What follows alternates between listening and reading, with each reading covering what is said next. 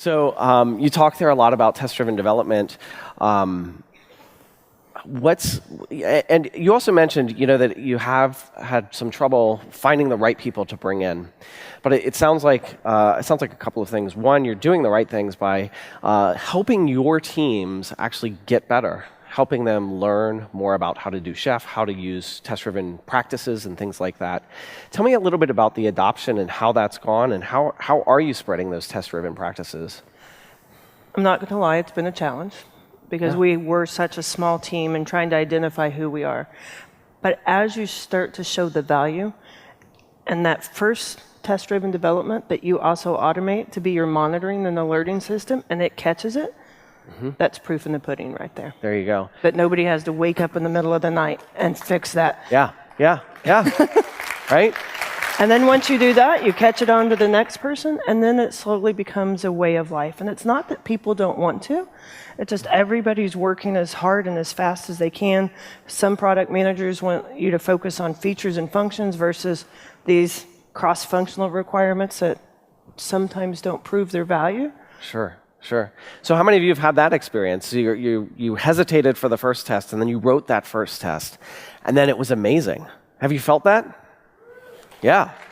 And so that's really, like, as you said, the proof is in the pudding. So you threw a bunch of numbers up on the slides, and you said a bunch of numbers as well. Did I hear you correctly? 30,000 software developers? 30,000 practitioners. Wow. Any of you work with 299 or 29,999 other developers on a daily basis? No? That's funny. Imagine that. Yeah. It's been an exciting growth period. I mean, when GE started 4 years ago in their global research center out in San Ramon, California, there were 4 people. Bill Rue started it. And as it's grown, I've been fortunate enough to be part of that.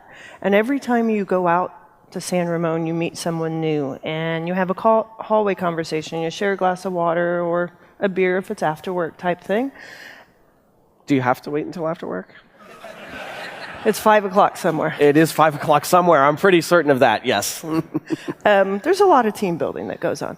But it's amazing the power of having that many practitioners working together.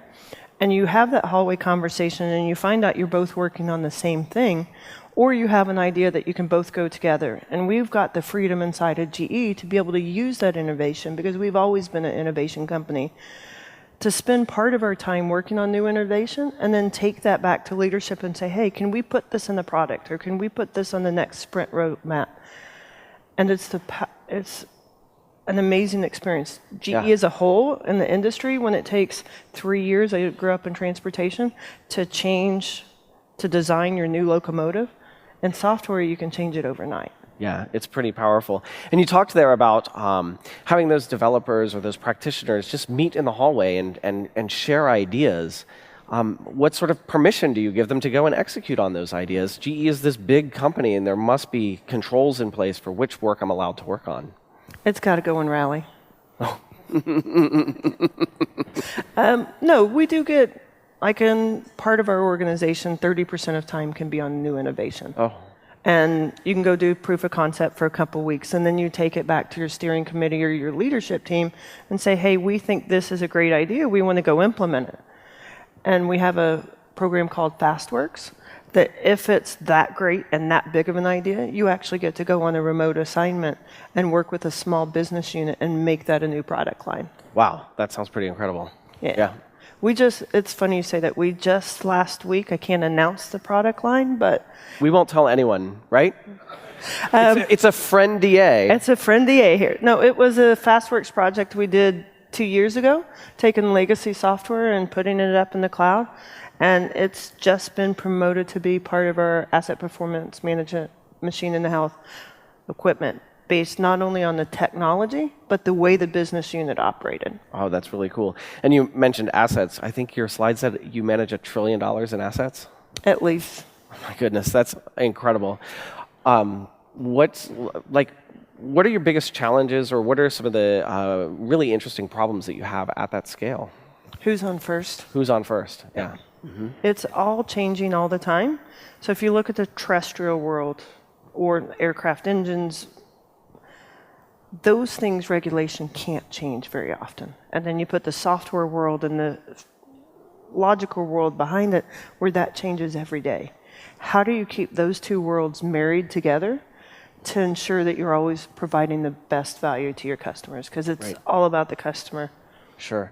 And you talked there a little bit about compliance and how, what are the things that you're doing around compliance? What are the things that you're, compliance is a super exciting topic. I know that we all love to talk about compliance all the time. So let me hear. What do you got? So my previous world, I came from the U.S. government working on military command and control systems, monitoring those systems throughout Europe, the Middle East, and Africa. So when I talk compliance, I think people's lives at line. People's lives at risk. If you look at what we do in power generation, imagine if power or oil, if something happened in some part of the world and it was software related. GE never wants that. And it could be world changing to that. So you've got to think at that mindset level. When people do software, not everybody thinks about that. You're more features and functions. We had an example when we were doing pen testing, getting ready for release, one of the dev teams is like, oh, we got it past the pen test. And it's like, well, did you check this virtual machine? And we went to run our scan on it, and within 1 minute, it's like, well, you've got three ports open, you've still got this admin. And it's in this day and age, it's not a if you get hacked, it's when you get hacked. Right. And you've got to use the compliance portion of it. And any way you can automate that and continually keep that up to date through automation, because the threats change all the time. Sure. It's table stakes. Mm-hmm. Yeah, great. And 40% of the world's power you're managing 40% of the world's power. And so I would like to thank you, and I'm glad that our lights are on right now. And a power outage right now would be devastating. Oh, we've got generators we make that can back that up too. Okay, excellent. ChefConf must continue. Rachel, thank you very much. Oh, thank you. It's been a pleasure chatting with you.